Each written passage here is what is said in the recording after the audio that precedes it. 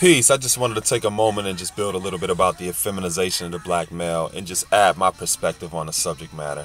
One of the things that I've been seeing that I wanted to make sure that people are mindful of is that a growing environment and a growing climate of heterosexual versus homosexual, homosexual versus heterosexual, us versus them versus us is growing amongst our own people. And what ends up happening is it creates an environment of division where we begin to look and think at each other as all different, where we both become vulnerable to anyone on the outside taking advantage of our division. You've seen things like this happen throughout history. You know, if you take it back to the time of the Crusades, you had some segments of the Saracen population who wasn't in support of Saladin, and they allowed certain things to happen to one segment of their people. You've seen that happen during the Spanish Inquisition. You've seen this happen during the Holocaust. You've seen this happen during slavery, where you had brothers and sisters out in the field being persecuted, and you had people in the house, some people in the house, that felt that they were justified for being persecuted because they may have wanted to run away or they were rebellious against the conditions of slavery. You know, you've seen that with Asian Americans during the time of the war when they were rounded up and put in concentration camps. One thing that you always see happening is outsiders taking advantage of internal differences and utilizing that to their benefit. So what I'm actually saying is it's fine to disagree with what each other does, but at the end of the day, we're still family. We should still have some sense of humanity, love, and solidarity for one another, where we won't just allow something to happen to each other. You know, for example, if I know a brother or whatever, or a sister that is homosexual, and I see people picking on them, or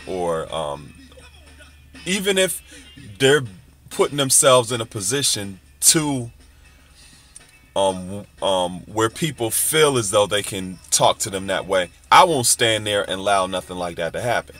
I make sure I let them know that's not cool to be treated that way. You know, same way with a person that's heterosexual. If I see so-called homosexuals talking about them and this, that, and the third, I come to their defense too, because it's just not right, period.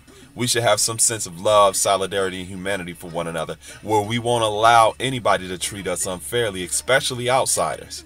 There's been too many incidents in history where one segment of a people's population sat back and allowed another segment of their population to be destroyed, demonized, and almost annihilated simply because they looked at them as all different. So we don't want to perpetuate any type of climate and environment like that, because historically, people on the outside have always took advantage of those internal differences. So what I would encourage people to do is, it's fine to dislike what someone does or not to agree with it, but we should always agree to disagree. We should have some sense of family with one another, where we can sit down and talk through our differences and deal with that at another time. But first thing is first, we need to protect one another, and we need to provide some type of security so that we can actually be here to even have discussions like that later on.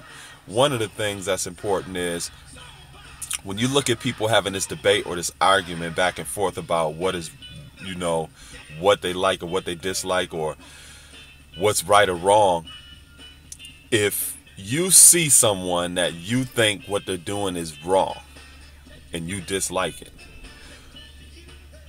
if you hate them and not what they're actually doing, you're not putting yourself in a position where you are opening up the opportunity for them to be redeemed, if you really think that what they're doing is not right and exact.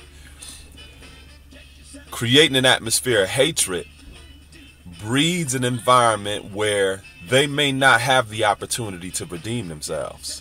You know, we don't want to create an atmosphere where if something starts to happen to the masses of our people, whether they're heterosexual or homosexual, the person that's homosexual, if it's happening to people who are heterosexual, something in mass is destroying a lot of heterosexuals.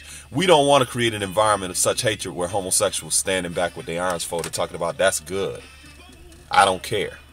The same way, if something is starting to happen amongst our people that are homosexual in mass, where we're seeing them being destroyed, heterosexuals should not be standing back cheering that on or saying, I don't care, that's what they get.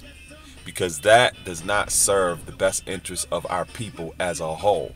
People who may be in that segment of the population, whether they're heterosexual or homosexual, may have an opportunity to change whatever it is that they're doing in life. It doesn't mean that whatever a person is choosing to do, they're going to choose to do that for the rest of their lives. So we have to preserve each other's lives, and we should not be putting ourselves in a position where we just allow anything to happen to each other, especially by outsiders. So I will, this was inspiring, it was empowering, it was educating for those of you who just wanted to get my perspective on that. And, you know, that's basically what it is. You don't have to like everything that everybody's doing or agree with it, but I think we still have to maintain a sense of humanity, love, and solidarity with one another, where we won't just allow anything to happen to each other, especially by outsiders. Peace.